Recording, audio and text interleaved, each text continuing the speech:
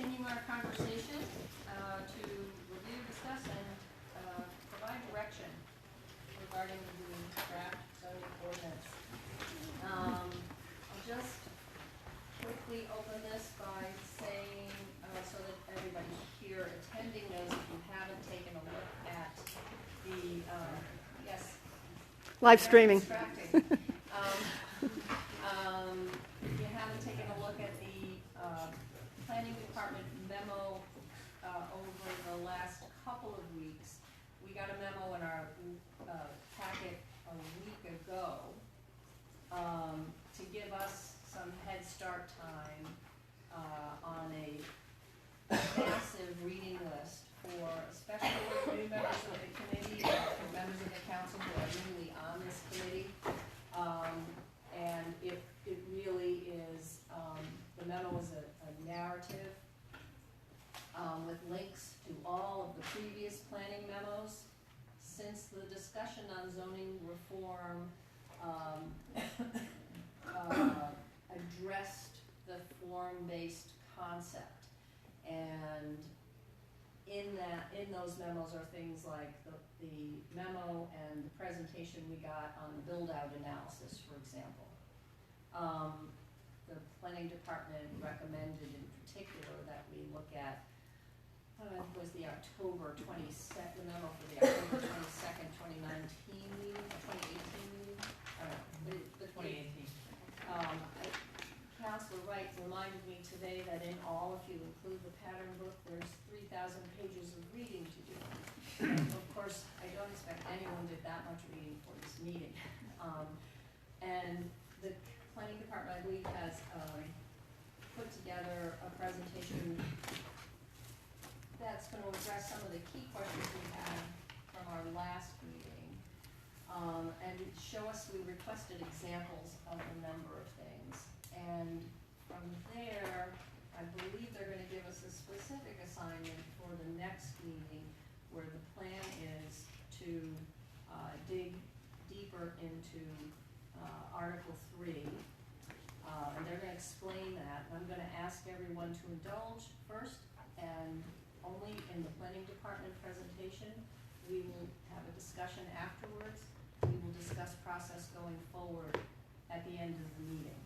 And so that we can really, I found that last time at our meeting, it was getting very late by the time we started the significant content that we wanted to address.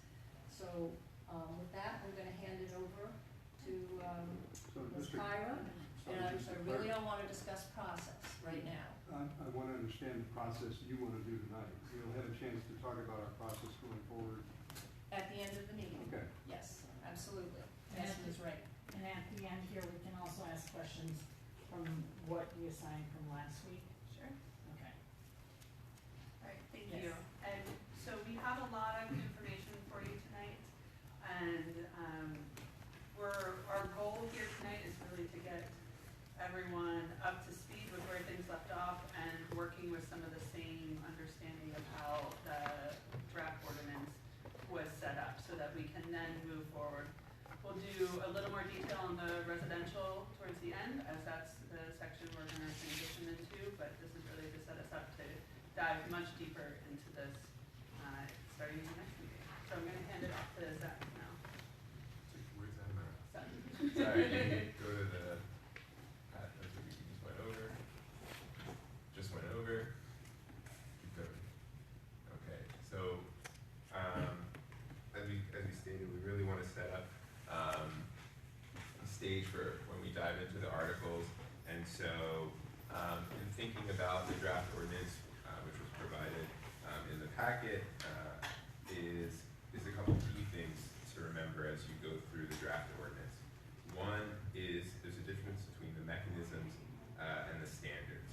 A setback is a mechanism. It's the tool and it's the approach. It's one of the approaches used in the ordinance to provide space between buildings. The standard is the actual measurement of that setback. And so as we dive into these articles and dive into this material, we want to make sure if they have issues with the mechanism or we have issues with the standard. Second is that it's a comprehensive document. The rules are comprehensive.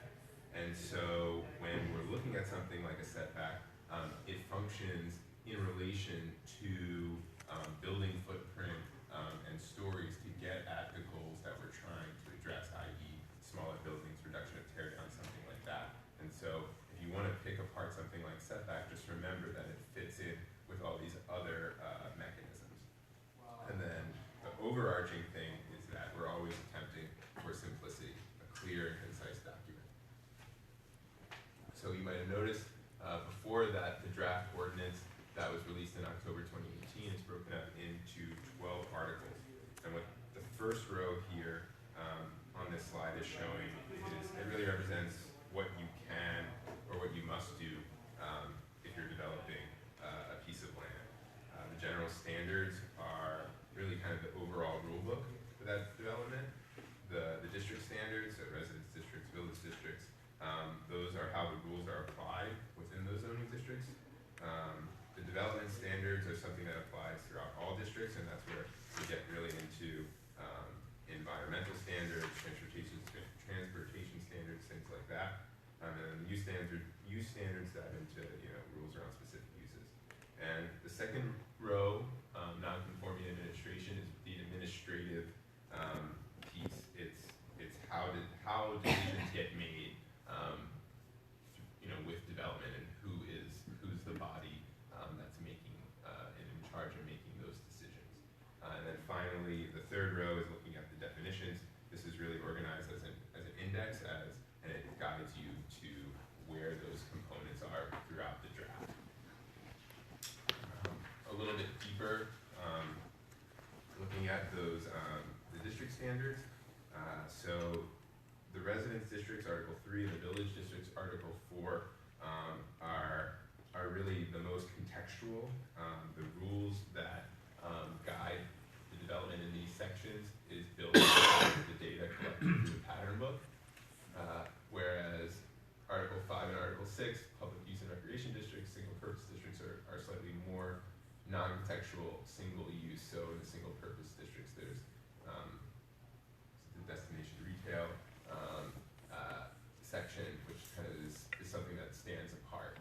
And then, within each of these districts, the standards are set around frontages, setbacks, lot coverage. They're all set differently and uniquely within these districts. Can we ask a clarifying question? I just want to be clear, because the proposed ordinance has some elements in common, not with the existing ordinance, right? We make a distinction between standards and measurements in the existing ordinance. So as you're going through this, I still think it would be helpful if there's something different in terms, now, obviously, we don't have single-purpose districts in the current ordinance, if my memory is right. But to the extent that there is something distinctly different about this arrangement from the current arrangement, I think it would be helpful to me and perhaps others here, just to highlight the framework differences. We may get into detail. We'll do a little bit of that here, but as we go into the article, the case studies that we go through and the rest of the material will always be going, we'll always be looking to present this is very similar and to the current ordinance, this is different and how it differs. No, I understand, but even on the sole overview, So We're gonna get into a little bit of that. So this one here, in particular, those lots, the lot and setback standards that I wanted to call out that is different in the proposed ordinance. One of them is lot coverage. Right now, in the current ordinance, lot coverage, the percentage is defined by the building, pretty much specifically. In the proposed ordinance, lot coverage is calculated with the building and really looking at all impervious surface. So the parking area, the decks, the driveway are included in that lot coverage calculation. And the reason why the proposed ordinance went down this path is because we felt that it was more in line with the city's environmental goals to reduce impervious area, to tackle issues around stormwater and infiltration and things like that. Another change is the current ordinance uses minimum lot area and minimum frontage, whereas the proposed ordinance is only requiring minimum frontage, and that's something we'll obviously dive deeper in if that's appropriate when we go into the districts. Another thing that the current ordinance doesn't have, the proposed ordinance has is building types. The building types set the footprint that is allowed, so the square footage. It looks at your height through stories, and it defines specific rules, different roof types that you can have, window, transparency, things like that. And what this is doing is it's replacing FAR, which is what's used in the current ordinance. Through the building type, you basically take what a building type you have that is a certain square footage that's allowed by right or by special permit.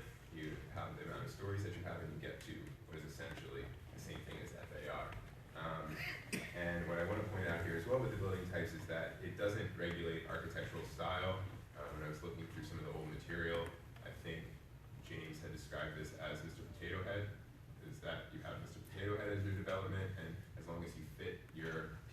onto it, everything's okay.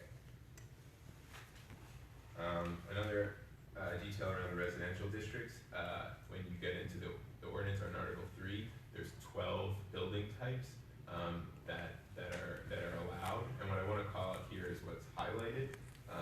And if you look at some of the material through the build-out analysis and the subsequent materials at ZAP committee meetings and the ward by ward meetings, is in the October draft there was a proposal for an apartment house and a small apartment building, and those are being replaced, or the idea is, to present them to be replaced with a 3-unit building and a 4 to 8 unit building respectively. These are much smaller in footprint than what was proposed in the October draft, and they have a very set number of units, where in the October draft those apartment houses was a bit less defined. So quickly looking at what was presented to the zoning map, something we've talked about here is the goal of the proposed ordinance is to reduce nonconformity. 87% of the city is nonconforming, and when you dive into the residential districts, which is the majority of the city, it jumps to over 90%. And so through the mapping exercise, it was really looking at the two goals of reducing nonconformity throughout the city, and then pulling from the pattern book findings and the data that was collected, so that the rules and regulations within the ordinance align with that existing pattern. Of course, you can't reach 100% conformity. There's always going to be exceptions.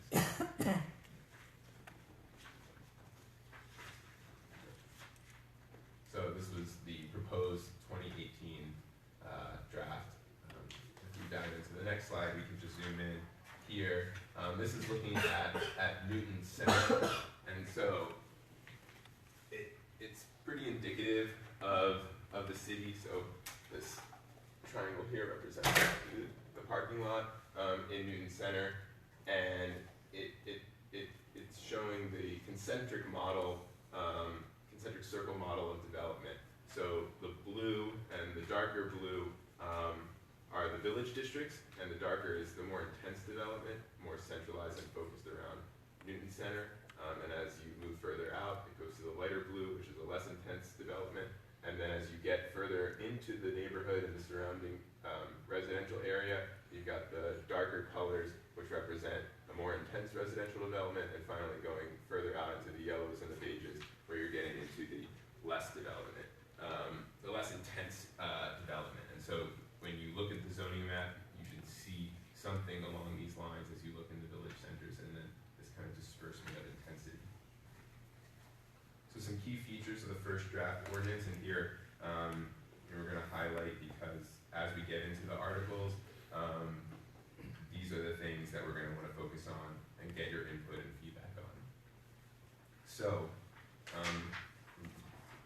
when looking at the current system of lot size, determining the size of your building, that really works when you have something like this.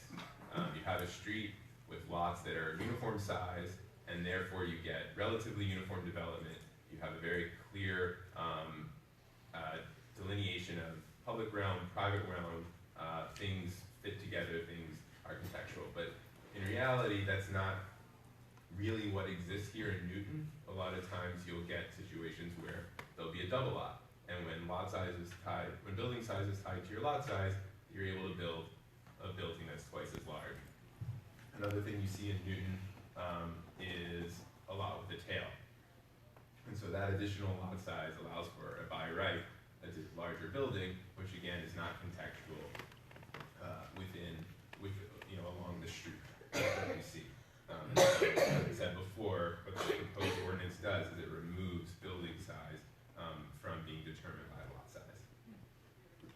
Here's just one example from Google Earth of a house development with a tail that's exceptionally large relative to its surrounding neighbors. One of the things the proposed ordinance does is look at alternative lot layouts and developments. Here we're showing the idea of courtyard clusters. This is in direct response to something we've talked about here over the last few weeks, and obviously previously to the single family attached issue, is that smaller home footprints around a kind of communal green space that fits more in line with certain areas and character of the city. And then in the proposed ordinance, the attached townhouses are, you know, much more limited in geography than they currently are. Excuse me, you mean the places of the city that they can be used, or do you mean that the size of it? The places that they could be used. So Just want to understand what you're talking about. another piece is real building type, which is the smallest building footprint. It's basically a cottage style footprint. So that's one way to get at some of the issues we've seen under the current ordinance with rear lot development.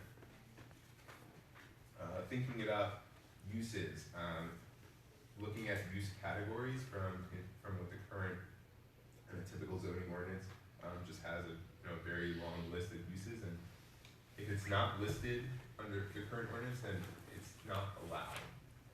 When you're thinking about use categories, what it does is it gives you a bit more flexibility when thinking about something like an ice rink, ice skating rink, and a bowling alley. They're both entertainment venues. They inherently would want to be grouped together in uses. That's a nice skating rink. Again, just to clarify, Where, Excuse me. Is there a clarifying question? yes, Okay. just to understand that when you say right now, the enumerated uses, you can do A, B, C, D, and if E shows up, you can't do it because E is not listed. Under this model, you would have Q, which would include A, B, C, and maybe D, E, and F, but you don't know what they are yet? Well, what we're hearing is that how it functions now is the use categories is more aligned with how it actually functions now. That is that correct? Sort of. So right now it's tricky because uses continue to evolve. We see new uses, but if it's not explicitly stated in the ordinance, you either need the Commissioner of Inspectional Services to make some determination that it is consistent with a use we have, or it's just not allowed. So the idea is that the use categories would cover all the things that could be similar uses. So here, assembly and entertainment uses, you wouldn't specifically have to spell out, bowling alley, skating rink, etc. Those would all fall within that category. So you're gonna give us a chart of this at some point? Yeah, we'll get into the use section at a later date, and we'll I'm go just trying to more understand the detail. concept again. Okay, if there's questions about the concept, or can we? just a quick one, you said you've heard, and you said there's an issue, from who have you heard and where's the issue?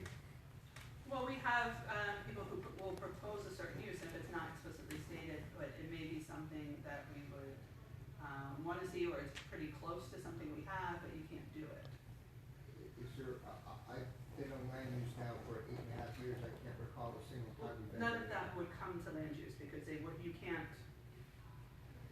can't even start the process if your use isn't allowed. I'll defer, because I know that the chairman's moving on, but I would love I think I understand what you mean, if it's not I know.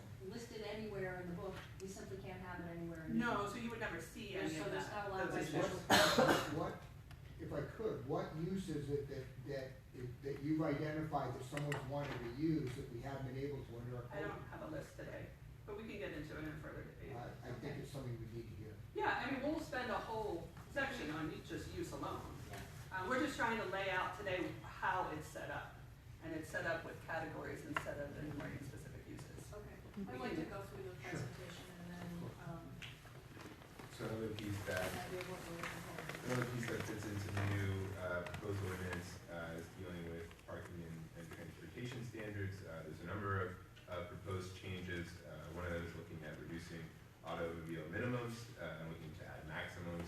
Another major one is introducing transportation demand management, or TDM, as a base requirement. You're probably familiar with TDM requirements as part of some of the larger projects going through the special permit process. By making it, in the proposed ordinance, by making it a base standard, we can more clearly lay out what we're talking about, and then obviously more clearly lay out consequences if those standards aren't met. threshold like the energy one we just did, or does this apply to any construction? I think that's something we will get in when we dive Yeah, I into think the there's some development. thresholds. I think what the planning department's trying to do is provide an overview Oh, of no, I the whole understand. scope. I And so understand. each one of these things are gonna require a lot of detailed discussion and study. I'm just trying to I understand the will- scope. I'll- There's a difference between I a will- universal standard and one that's Yeah, it's here, that's all I'm just trying to I understand. will look that up. I believe it has some thresholds in the Yeah, detail. okay. Another piece that it dives into, the proposed ordinance dives into a bit more specifically is looking at sustainable building design and environmental site design, something we've been talking about at length beforehand. It's really guided by the climate action plan. This work was already started with the passage of the climate zoning components at the end of last year. And so it'll be, as we dive into this section, through the process ahead, we'll look at new ways to integrate it, new ways to expand upon it. Another piece is the developer review. Really what the proposed ordinance tries to get at generally is that the scale and community significance should match the intensity of the review. A larger project should, a more specific, a more significant, and a larger project should require, more intense scrutiny. Something that's smaller should, potentially be made by right or have a lower threshold, which is all something that we will get into when we talk about the administrative review section. So some issues and possible updates to the first draft.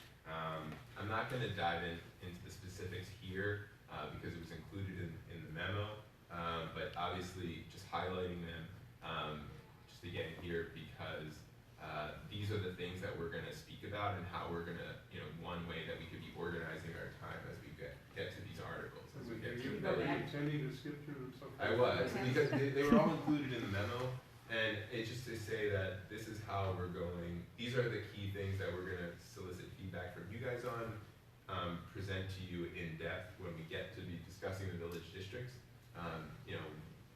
This is where the case studies come in. The case studies we're gonna use to answer these questions is 200 feet an appropriate maximum building width for all village districts. I don't have the case study for you now, but when we do get into the village districts, we will say, we'll look at a proposal, what happened under the current ordinance, this is what needs to be done with the proposed ordinance. 200 feet didn't make sense, it needs to be 175, it needs to be bigger, I don't know. That's for you guys to These dive into and decide. These will be kind of jumping off points when we start each subsequent article, as these were things that were identified previously after the October draft was released through conversations in this committee and the ward-by-ward meetings. So we'll be revisiting these with each article that we start. Again, we're just trying to define scope here. So what, you said this was in your memo that went? The What one that now? went out, not this Friday past Friday, before back in the last. Friday before. Okay. I'd still like you to not go quite so Sure. fast to start with this. We'll get a copy of this in our report. No, I understand, but I'd still like to be able to read something. Okay.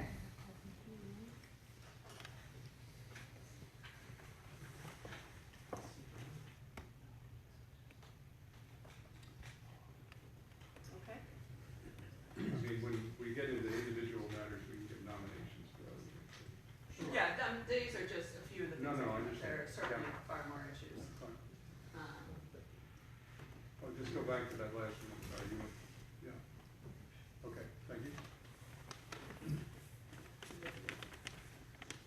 So I think just a quick look at this one because we're proposing to start with Article 3, the residence districts.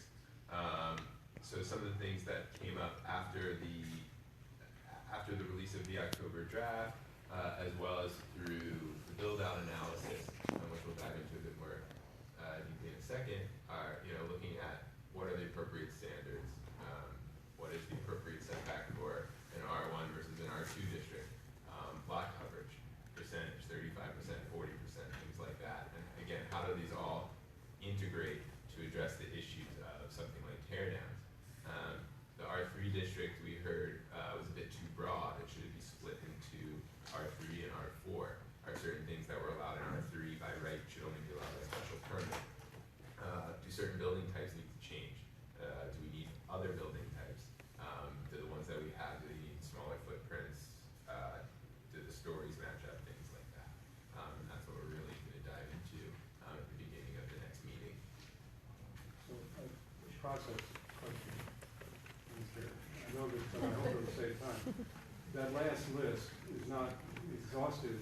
additions that we're gonna be talking No, about. I just wanna be exactly. clear. Okay. Because I'm not gonna be here for the next meeting, and I wanna get my oil in the water. We're gonna get our assignment nonetheless, so that you'll have everything we're gonna have. And so this is going through, what we've been going through is really the work that was done primarily between the October 2018 draft and February of 2019, when things were put on hold. In that time, there's numerous presentations and discussions at this meeting, and there's also the word-by-word meeting. So these have been just a brief synopsis of the things that came up as a result of that. We also solicited your feedback at the last meeting and got extensive list of things to look at as part of the residence districts that will be incorporated as we further our review. So also as part of that analysis that was done this was February 2019, was the build-out analysis. And this responds to some of the questions that came up as part of the residence districts. So an extraordinary amount of data was compiled and analyzed in order to look at things like the total building square footage, numbers of units, and primarily the vulnerability to tear down.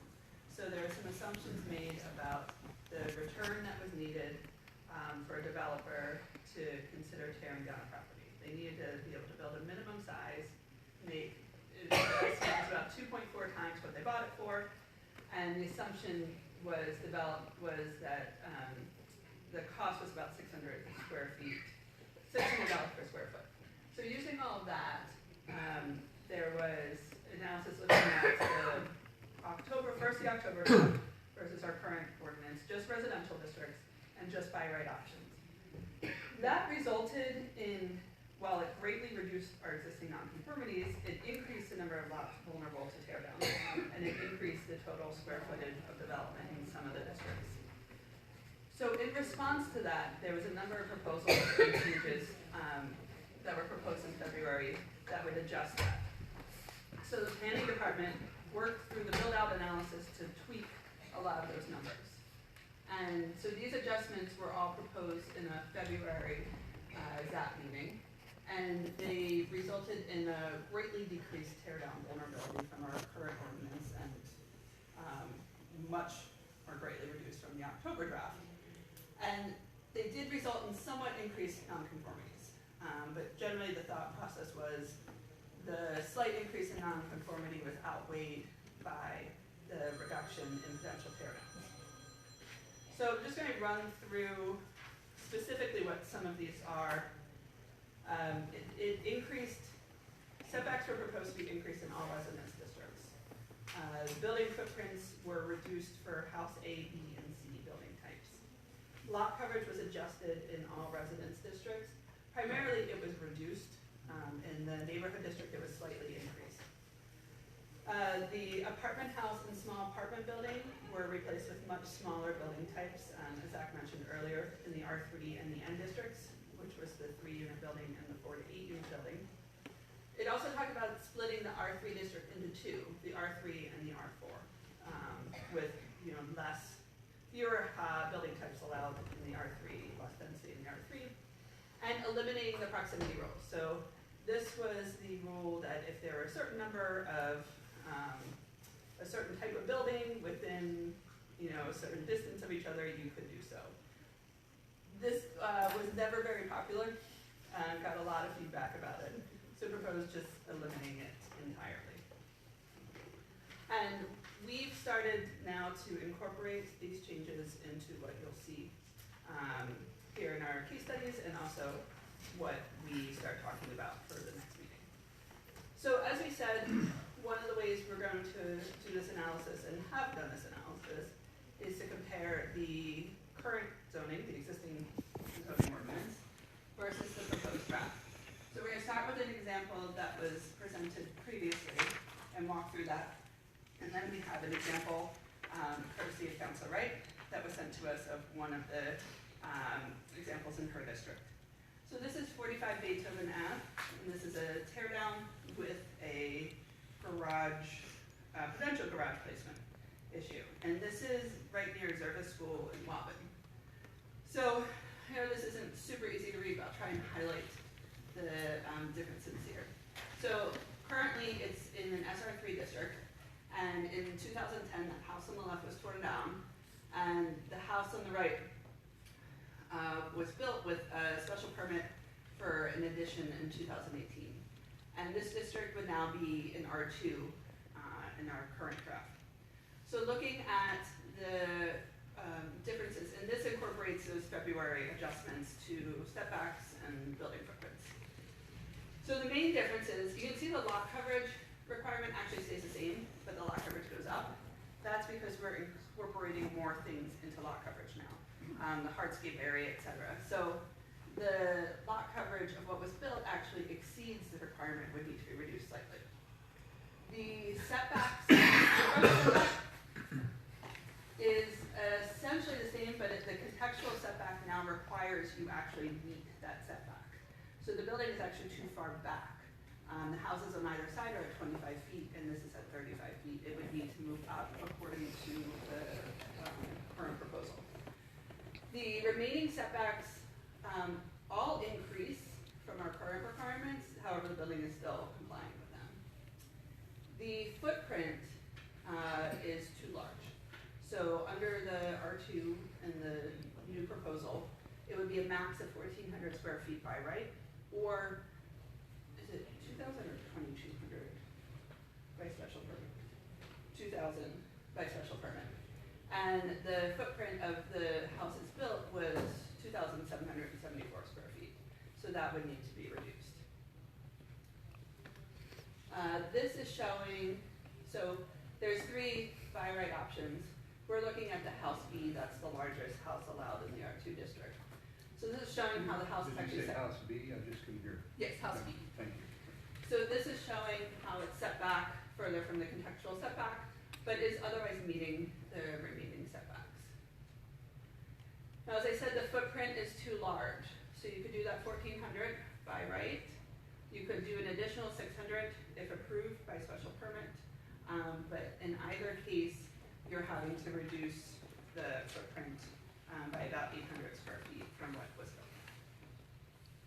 So again, as I said, the lot coverage requirements are now different. We're including all walkways and hardscape elements and driveways. So that now requires it to slightly exceed the lot coverage requirement. Now by reducing the footprint, you're going to bring it back under that lot coverage requirement. So another element here is the garage. So the new ordinance has some requirements around the garage. It can't be more than 50% of the width, which it complies with. And currently it says it can't extend in front of any architectural components, which would be those things that are outlined in purple there. So it's essentially meaning that it might be just slightly in front of them. It can't extend into the setback, however. So it would need to, under our current draft, it actually could essentially stay the same. One thing we might want to think about is whether or not we restrict the garage from not extending in front of the front elevation line, which is that dotted line there. So under that, the garage would pull back. But right now, the way we have it written, the garage essentially complies. So moving on to a new example. This is 220 to 222 Austin Street, and this was recently constructed. And we're going to take a look at some of the issues we identified at the last meeting and how they relate to this. This was built by right, it's 2 units. And then we're going to look at what would change, if anything, under the new ordinance. So to point out some of the things we've talked about that we have concerns with is how we count stories. So in this example, the basement level, which is at garage level, is not considered a story. And that's due to the amount of the garage level that's buried. So this is an upsloping lot, so it's sloping up from the street. So along the sides and the rear, that garage level is pretty much entirely buried. And we look at the entire perimeter when deciding whether or not it counts as a story.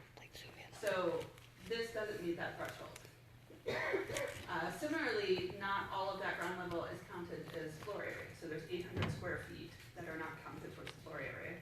If I remember right, this maxed out the floor area that was allowed. Our garage is also a lot more prominent than doors. And the interesting thing here is, so either side, these are kind of a mirror image, these two units. And on either side, you have an elevator and a stairwell that go all the way up to the roof in this little penthouse. Second level is where that average grade falls. They may have been able, there's also an exemption for elevator and mechanical equipment on the roof. So they may have been able to fall under that as well. Well, in Except bonds, that's not she what they said use, though. they could They use use the maximum height for a sloped sloped roof. roof because a little bit of those roofs were So sloped. now I'm gonna go through what would change under a new ordinance. So this would be in an R3 district, and the building type would be a 2-unit residence. And looking at the building footprint, it exceeds what would be allowed. So the building footprint is a little over 2,500 square feet. Right now, in the for the 2-unit residence, you could have a maximum of 2,000 square feet by right, or 2,200 square feet by special permit. So either way, it's going to need to shrink. The building width also exceeds the max width by 5 feet. So again, would need to pull in a little on the sides. The roof decks exceed the maximum roof deck size per the proposed draft of the ordinance by about 350 square feet. So looking at how height is measured and looking at the elevation, go next. So one big change is in the new ordinance that garage level would count as a story. Because instead of looking at the entire perimeter and looking at how much is exposed, one of the ways they do it is if 50% of the width of the building is exposed at that ground level, it counts as a story. So this has just over 50% at that ground level. So that garage level would count as a story. Now the maximum here is 3 stories. So you would have that garage level, and then the 2 living levels above it would be your 3-story maximum. However, the interesting thing is the proposed draft currently exempts stairwell penthouses from that story calculation up to 8 feet if they're enclosed. This one to the peak there is about 9 feet. If you made it a flat roof, it would comply. So something we may want to think about as we move forward, the height of this, it would be measured differently, but it would essentially still comply. The main difference here is that that overall footprint gets shrunk a bit. But otherwise, and your roof deck gets smaller. So there may be less incentive to have that elevator penthouse, I don't know. But otherwise, you could still have the height as shown here. So I think this was a really useful exercise. We're still hoping to receive more examples from folks, which I think will be helpful to continue to work through, both in testing kind of some of the issues we have in our current ordinance and also testing how the proposed ordinance is responding to those. We should send pictures. Yes, and addresses. I didn't know we had any stairwells. Question For clarification from, It's more substantive than clarification, so the presentations will continue. We're almost done. So just talking through next steps at the next meeting. So this is kind of a preview of some of the stuff we're going to talk about with the residential districts. The next meeting, we're going to do an overview of Article 3, the residence districts, and a deeper dive into that.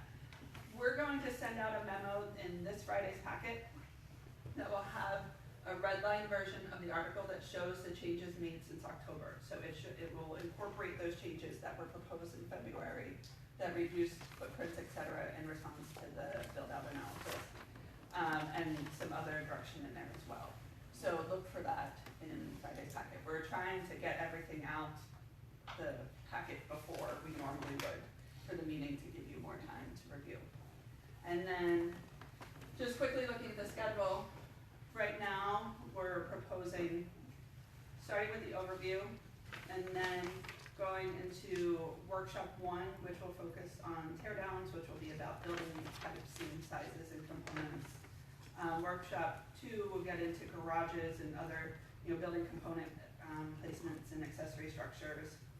Workshop 3 getting into site design, so impervious areas, driveways, how many, where they can be, curb cuts, any site issues, retaining walls. Workshop 4 discussing mapping and thresholds for special permit relief, and then a summary meeting, editing session, and public comment, and a straw vote. Now, we're also proposing to start to overlap Article 2 with this. So Article 2 is our general standards. That's how we measure things, and that has some really important pieces to discuss simultaneously with some of this, like how height is measured, how impervious area is measured, how lot frontage, building footprint, et cetera, are all measured. So we think that should be reviewed somewhat simultaneously with Article 3. And that's all we have. Thank you. Councilor Laredo? So, a couple of things, Ms. Kyra, if, when you present the next, piece of this, and for any substantive piece, if you could identify what the current language is of the code, so we can see side by side the current language of the code and the proposed language of the code. I need to understand that personally, to understand what we're doing. Second, I have a very fundamental question for you about the non-conformity issue. Because I think it's important that we all understand the issue here. When you say something's non-conforming, as I understand it, that means that if I were to tear down my house today, I could not, my lot is non-conforming. It's an SR2, it is under 10,000 square feet. That's one version of non-conforming. Okay. There's all sorts of things. Your setback could be non-conforming, your height, your floor area, your use. Well, we put out a number as we talk about the zoning work that says something like 90% of all our properties currently are non-conforming, and I want to know what the practical effect of that actually is. I mean, I live in a lot that's under 10,000 square feet. That's non-conforming under SR2, if I'm not mistaken. It's not what you need for SR2. Right. But I can build and have built an addition on my lot, and a fairly sizable addition. So the fact that it's non-conforming per se isn't necessarily inhibition on anybody to do anything right now. And so I think it's important that we put some context as to why non-conformity is such a big issue for us. Yeah, so non-conforming and different non-conformities are treated differently. So if you're not extending that non-conforming, so if just your lot is non-conforming, unless you are tearing down your house, waiting several years, and then trying to build something new, it won't ever affect you. What we see mostly is that your setbacks are non-conforming, your height, your floor area, your lot coverage, your use, so that anytime you make a change, you need a special permit to extend that non-conformity. Okay, so of the 90% that are non-conforming, how many are simply non-conforming because of the size of the lot? We can look that up. I don't have that right now. I think that's critical because what we're trying to address here, and I think quite appropriately, is we don't want people to be coming in for special permits for what otherwise should be something that's allowed by right. But I think we need to understand the magnitude of Yeah. something. And that's saying 90%, which is a number that is designed, I understand why you put it out there, it's technically accurate, but when we're talking about what the problem is, I think we ought to be very careful about defining the problem. And for most people, it's frankly not a problem that their house is non-conforming. That's true, and for many people, they won't ever do any work or additions or anything on their home, and they may not even know that they're non-conforming. One of the problems with the non-conforming, besides you're having to come for a special permit for what's often very minor things, is there's less predictability. So once something is non-conforming, there is really no sort of upper limit for where it can go. So you can, if your height is non-conforming, now there is discretion, because right now it's a special permit and you have to make certain findings that it's not substantially more detrimental. But it's hard to have an accurate, or have a real good understanding of what this neighborhood can look like when you have so many non-conformities, because you now, you don't really have those rules attached. We have examples in land use. For example, if you have a non-conforming side yard setback and you want to continue it, you could continue it to become closer to the lot line. So then And you. ad infinitum right now, the way the rules are Yeah, written. but we never let that happen in land We use. have let it happen, so that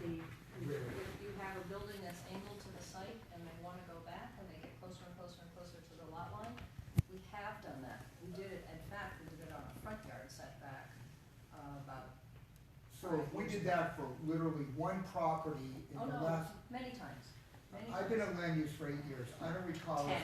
I know. Sheriff Crossley, we've had maybe at most 100 Okay, special permits let's a not year. argue that here, but I think, I don't think the I magnitude understand of the what the problem. planning department is talking about, because we don't have any we don't have any, absolute limit Then put it in, anywhere. if that's the problem, put the limit in. Legally, there's very broad rights that go along with nonconformities, that come from the state. All right, So we're limited in how we can restrict it. It is about a third of our special permits currently are extensions of nonconformities. A third, I'd like to see that analysis. Sure. I don't So, think- okay, I move to Counselor Danberg, and then Wright, and then Baker. Thank you. and- I have a few specific questions. What is a stairwell penthouse? I remember the photograph. What defines a stairwell? It's not defined. And that's a good question. So if we go back, for example, here, Have we checked the dictionary? so you can see here it has a stairwell and an elevator. I'm not sure if ISD has some way that they look at this and determine at what point you're exceeding that, like if you had any additional, could it be any bigger, could you have any additional space, I'm not entirely sure, but We it's don't not need to get defined. into the weeds on this, right now, but, I'm sure other people would have that question, so. Yeah, no, I think Okay. it's a piece that we should look carefully at. Okay. On reduction of footprint, is that done by looking at the, size and volume of the houses that surround it, or some other way? I'm sorry, I don't In follow. other words, how do you come up with the How do you number? come up with the number That's appropriate. that's Oh. appropriate to reduce the footprint? That other house, what you had to reduce the footprint. How was that number determined? So Like, the, is it a strict number, 2,000? the building Okay. types give an absolute max Okay. building footprint, and that's based partly on the context and then partly through some adjustments with this build-out analysis, looking at the overall size of the house it would lead to and the tear-down vulnerability. So in each of our building types have a building footprint, a by right and a special permit maximum. So if you're exceeding that footprint, that's then how much you have to And reduce it it would by. be tweaked by the type of neighborhood that it's in? It can be. Okay. Okay. Rear lot frontage, what is now the new rear lot frontage requirement?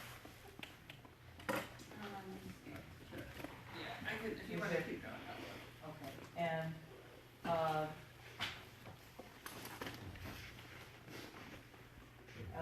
allowing for, or requiring, bike, I mean, I assume this is on, X number of units or more, bike storage. We might also think about adding some kind of language that looks to the future in case there are other personal types of transport that we haven't thought of yet. You know, the Segway kind of came in that, but, it's a heavy thing that would need to be stored as opposed to brought up the stairs. Rooftop, Say it again? rooftop on the rooftop. Yeah. So a rear lot,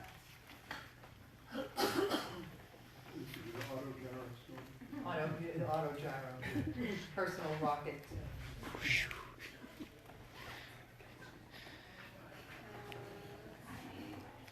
I think this is saying, this has depth from the street. And it says the front lot line of a rear lot, so a rear lot must meet the lot frontage, lot depth, setback, and lot coverage standards of the zoning district. So it's not any different than the main house, so it would depend on the district. It doesn't have a minimum number of linear feet that it must have on the street. So it doesn't have to have frontage on the street because you can have that easement that connects back. The frontage is considered either the rear lot line of the adjoining lot that's fronting the street, which is how we look at it now, or a lot line parallel to the driveway and perpendicular to the street as designated by the property owner at the time of the special permit. Okay, so that's just different than it is now. That second part is different. The Okay. first part is, using the rear lot line as their frontage is the same as today. This also has a minimum depth, as well, which we don't have. So it just needs the driveway that would get to it, let's say, has to be, conform to the minimum width. Well, it would have to meet our minimum driveway width. All right, good, that's it, thank you. All right, Council Wright. Okay, I have, 2 comments, 7 questions, and 3 a discussion. So first comment, what would be really helpful if you have page numbers on there, so when we refer back to or have a question on it, you can say what page.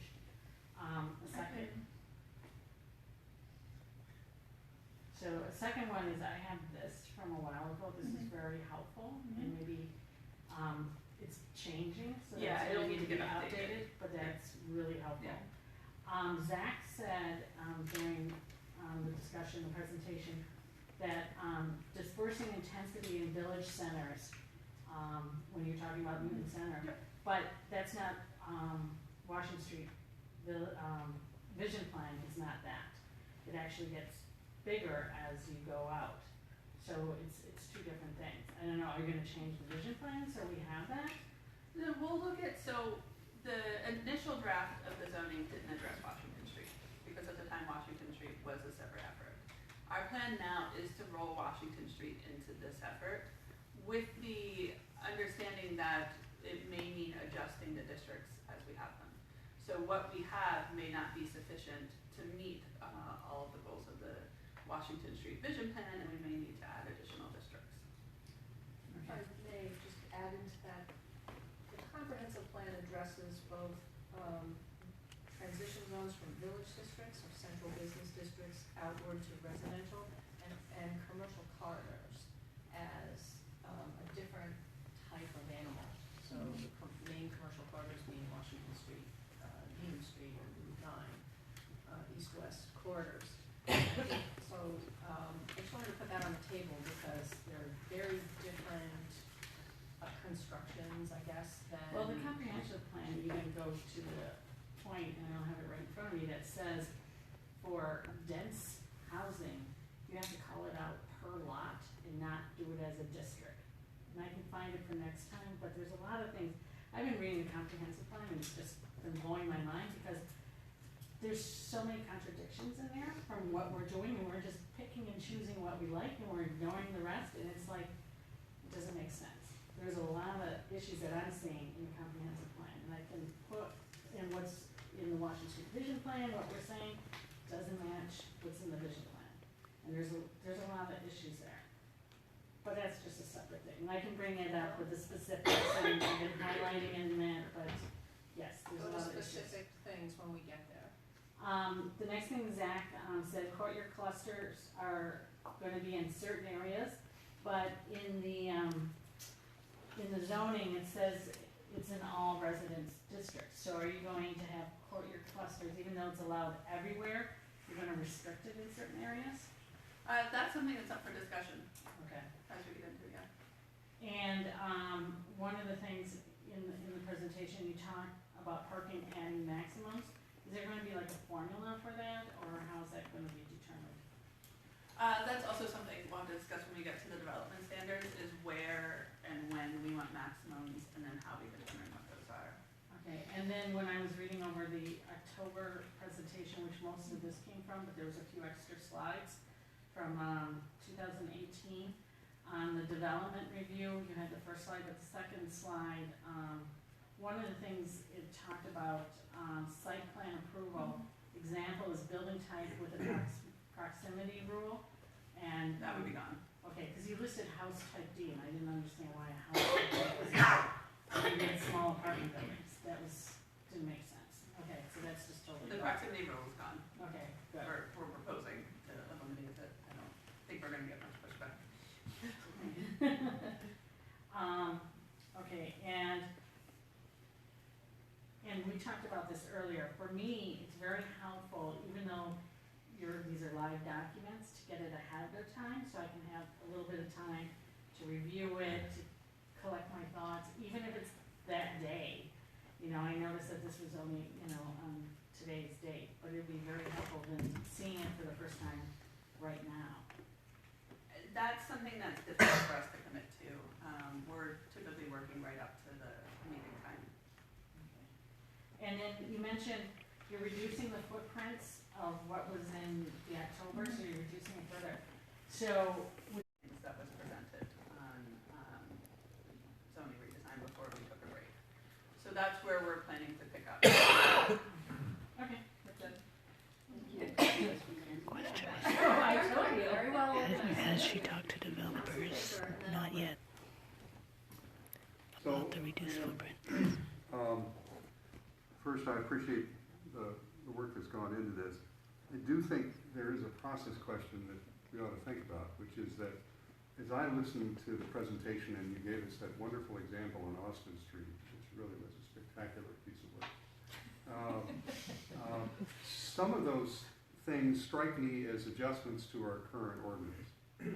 So for example, if somebody's occupying more of the basement area, you know, you count so much of the frontage, as I read that slide, it therefore counts as a story, and therefore, if you do that, they wouldn't have been able to go as high, right? Some of the things that strike me that are in this conversation are things that we could adjust in our current ordinance.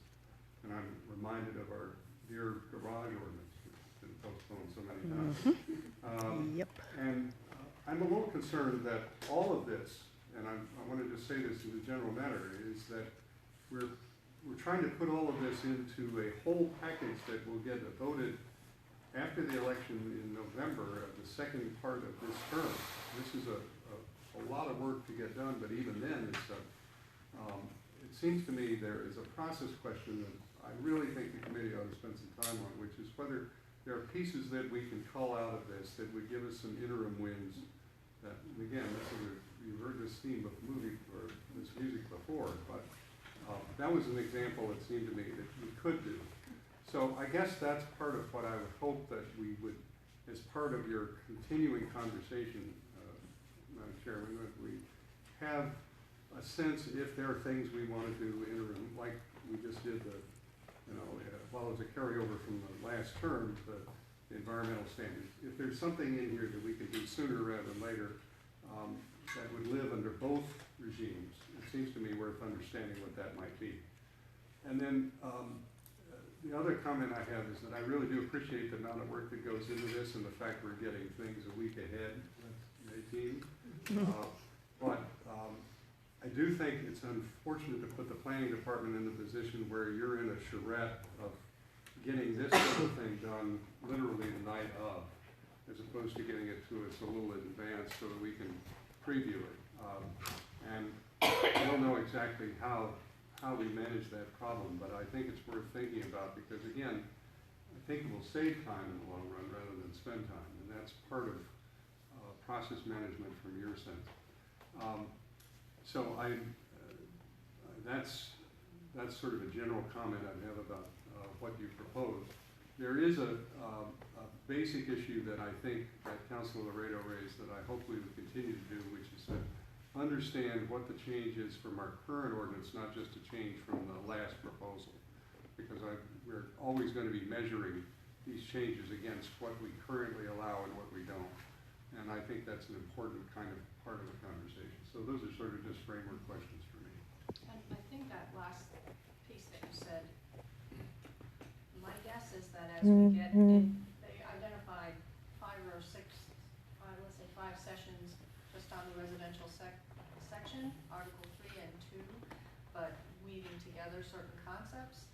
And as we're looking at that, I think it'll become clear whether or not, or to what degree, one measure is impacted by another and needs to be taken as a whole versus whether there's anything that could be voted discreetly, separately. No, I just ask that we keep that in mind. There's some things that are sort of like golf balls in a bowl. You move one and they all move around. Exactly. And, but there are other things that you can hold one variable constant and then possible to deal with that.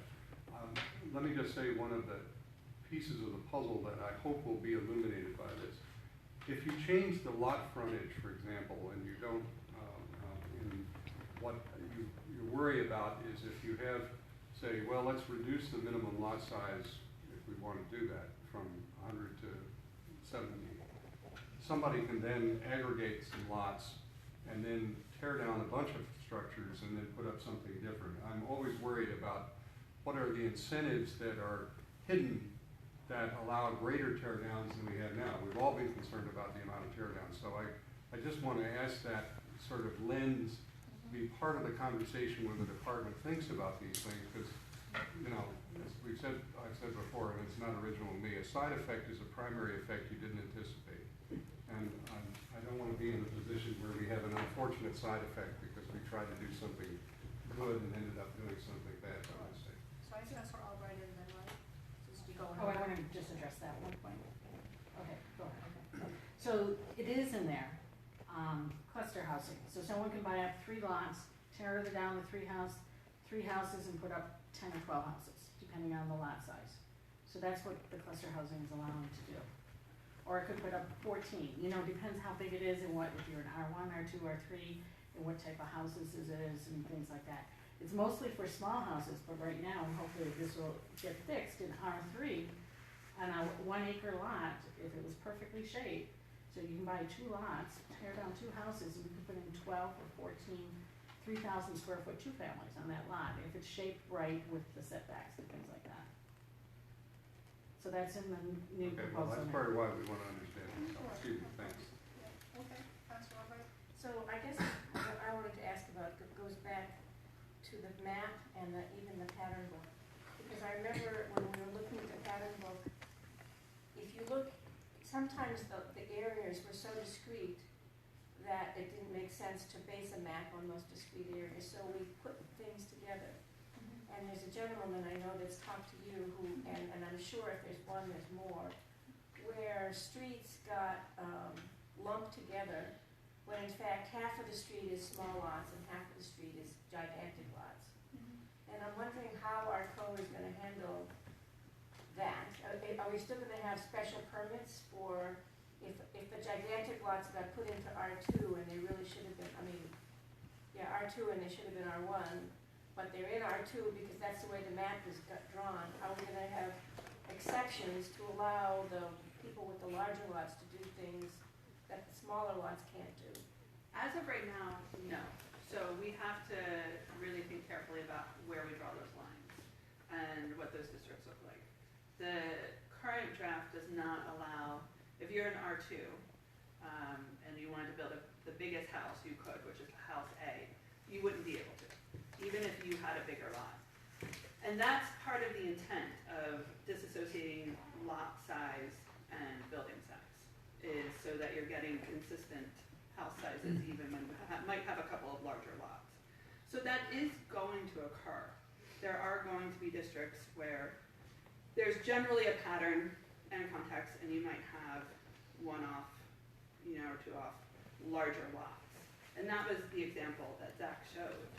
And the idea under the current proposal is not to allow larger houses on those lots. But that does mean we have to really think carefully about where we draw those districts. Yeah, I think so. I think that, I mean, the lots that I'm talking about aren't the ones with the tails, like the, Yeah, you had but you large get houses some of because the- they had an odd tail. This is a large lot, that's a large lot, and then a bunch of them in a row, so I think we're gonna hear from those people Yeah. in very angry tones if we don't figure out that, solution to that problem as we go along. And I just had one other question. I was wondering are we sure, or could we have a discussion about, have we got all the house types that we need? Yeah, absolutely. Yeah, I think that's worth just looking at in depth 1 or 2 more Yeah. times. Yeah, thank you. Okay, thanks. Councilor Ryan and then Lorena? Yeah, I just wanted to mention that something that you said, council, that works in reverse, which I found out by accident, was that if you buy 2 lots, let's say 2 7,000-foot lots beside each other, you can build 1 house and 1 home, correct? Well, yeah, I mean, I called and they said that, Yeah. you could, because a builder was buying Yeah. lot two tear downs. You could build one very large And house, they were gonna build one very large house. and that's what we're trying to move away from.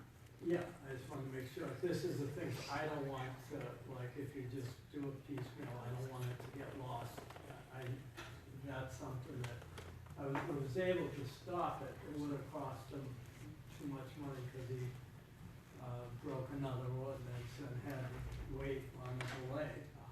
And so for him to wait, and on both lots, would have cost him money, so he had to build the one, and he just started building the other one. But, I just wanted to bring that in too, that, so you would have had this neighborhood where that one house on the two lots, it would have been way out of proportion. And the other thing is that in a neighborhood in Ward 8, which is Oak Hill Park, the homes on the north side, the lots on the north side are way bigger than the lots on the south side. So let's say on the other side of the old Memorial School, and around that area, the lots are huge. And then you come up on the south side and the lots are a lot smaller, 7,000 square feet. And down there, it's not as much the house being the same size on the small lot as the big lot, it's more about setbacks. You can build a big house, but just don't have it on top of the house next door. That's what the big beef is down there. So that is something I look at and as to, I don't think it's, even down there, how I feel about this. But if you have this really, really big lot, if let's say you have a 14,000-foot lot, it's all about the setback, not about the size. That's why I'm in such favor of bringing in setbacks. Councilor Riddle, So I think President Albright raised a good point about the larger lot in what's otherwise a relatively small lots. And we have a lot of areas in the city where you have that larger, older home, and then they owned a lot of extra land, and that land got subdivided into a lot of smaller lots. So under what you're proposing, if there's an existing home there, and it's larger than anything that would be allowed now, would they be able to expand that house further or not? Yeah, they would be non-conforming, just as this rules are today. So likely, if they are exceeding the house sizes of what otherwise would be allowed, they would be non-conforming, which means through a Section 6 finding, they could further expand that. So they'd be one of your still non-conforming Oh, houses, even though today they might be conforming. Today, they might be, And and they may become. you're gonna make them non-conforming then. Possibly, yeah. And There's still gonna be non-conformities. So do we have any sense of how many more non-conformities we're gonna have under the proposal? Not yet. We ought to, because I think that, again, if you're talking about it, by the way, I'm sure Councilor Albright's concerned that if you have a larger lot, much larger than everyone else's, it seems to me you ought to be able to build a larger house there. The setbacks, as Councilor Ryan said, I think are the critical aspect. You wanna keep people, if you have a large lot, you don't want them encroaching so they're blocking sun and otherwise taking over the whole lot, but, if it's double the size of my neighbor's, if my neighbor's lot is double the size of my lot, I expect that my neighbor should be able to build a bigger house there, quite frankly. And I don't think that's inappropriate. And I think you'll have a lot of owners who'll feel that way. If I may, if you indulge me, Madam Chair, for a couple other questions, I just want to be clear, are we continuing to maintain single-family only residential zoning? We have in the proposed draft. And so that, just so we're clearing up all the, whatever misconceptions are out there, that is still part of what you're calling now R1 and R2, is that right? Yes, definitely R1. Is it R2 as well? R2 would be family. Oh, okay. R2 will now allow two-family by right? So you'll still be able to do accessory apartments as you can today. Accessory, I'm not worried about accessory One apartments. of the things that was in one of the previous memos was if the committee was interested in moving away from the single-family zoning, you could consider using the same house types, but splitting them into 2 units. So it's no bigger than a house B, but it could be 2 units. But as of right now, the proposed draft still has single-family. And it's R1 and R2. R1 and R2 are single-family only residential zones, and then R3 and R4 For are our multi. N. Alright, and then, along those, so that's very helpful, I appreciate that. And I lost my train of thought, so I'll just. Okay, with Councilor Leary has been waiting. Yes. I want to sort of get back into sort of the context based zoning and how it could manage greater density of units in already very built up areas. Of course, I'm thinking of parts of Ward 1, where you have very small streets, very narrow streets, often one house behind the other. So we're finding pressure to, one or two, again, 2 lots, one larger development that might include multiple units. And the sort of the impact that would have on the infrastructure even. And I'm concerned also because you have, say, what used to be 2 units now becoming 5 or 7 units. And even though there are many good things about some of these developments, like permits, there's often some improvements. But there's also, they're usually bringing more cars, and there's all of that pressure between parking spaces, for each unit, how many you're gonna have, and already very tight neighborhoods, street parking issues. That's one of the things that I struggle with, because for me, I see density more appropriate where people don't have to be so dependent on cars. Right. But now we're moving into areas where it might be a mile walk to transit, and I'm interested if we could have more discussion about what we really want to see there and what would be appropriate. Yeah, for sure, and that will cross both the residence and the village districts, as well. And, I agree, I think, adding additional units where you don't need to have a car is what makes sense. But we need to think carefully about where that is, how big of a radius that is. A lot of the city isn't near. How we're balancing that across the Yeah. city, but yeah, those are important issues. Okay. Just wanted to raise it, because it's something that I struggle with. Anybody else, or I'll go back to. Someone remembered their question. You hadn't talked so long, Councilor, you would forgotten my question, you forgot home. I'll be quick. So I just want to understand conceptually with the residential piece in particular, is your goal to basically replicate what we have now with some essentially smaller footprints so we don't have overly large houses? Or are you proposing for the residential in certain areas to change what we have now in terms of density? And I'd really like to hear that flat out with the thought. It's a little of both.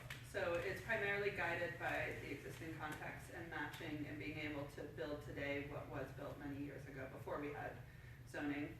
There also will be key areas that are near village centers, that are near transit, where we want to consider allowing more density. So let's be really specific about that. Let's take Woburn Center, for example. Are you proposing to make that much more dense than it is? I mean, I would have to look at the map first, but that will be part of the discussion we have here.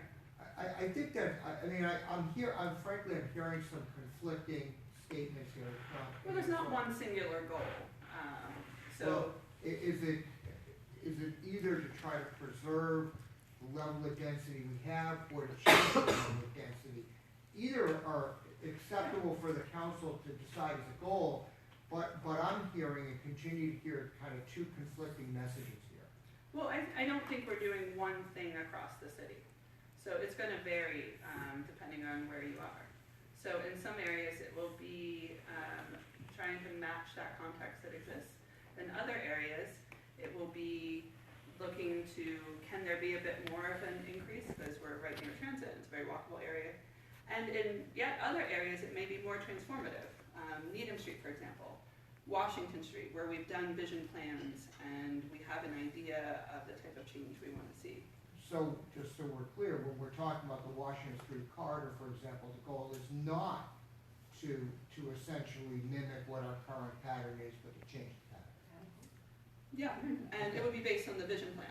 That's fine, I just think we ought to be very clear about what we're talking about, because, I'm not sure we always have been. Can I just add to that? I think we did talk at the last meeting about discussing policy on that very topic, is what are we doing? Yeah. Are we doing something different here than we're doing there, and let's talk about it. Yeah. And being very explicit about what our goals might be. Absolutely, and that's gonna be part of all the discussions. I expect there'll be a number of meetings on mapping, Oh, yeah. basically, because, you know, we're in the residential section, after we agree and come to consensus on how many R zones there ought to be, and what should be in them, then we're gonna look at the map and draw the lines. Yeah. Same thing with village districts or commercial corridors. At some point, we have to dare to draw those lines, and I expect that's where we're gonna have lots of interesting conversations. Absolutely. Different than much of what was presented previously when we talked a lot about kind of preserving what we have. And I don't think that we talked, that's how this was presented initially. It's not being presented that way now, that's fine. But let's be, as a council, very clear what we're doing here, and our residents need to know what we're doing.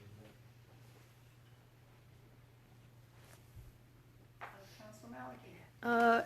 Is the plan to draw the lines on the map first and then decide what would be allowed in each district, or decide that just what's in each district first and then draw the maps? And question 2, will there be another series of ward meetings when the next draft comes out? There are supposed to be numerous community meetings. Would you like to address that? Would you Yeah. do that I don't first? think we've set up, we're working on our community engagement strategy now. So as soon as we have more information on that, which should be soon. I think I can say now that we're not planning on doing enough meetings to have one in each ward. We do want some geographic diversity to make sure that we're reaching people in different parts of the city. You didn't mean to say we're not planning to do enough meetings.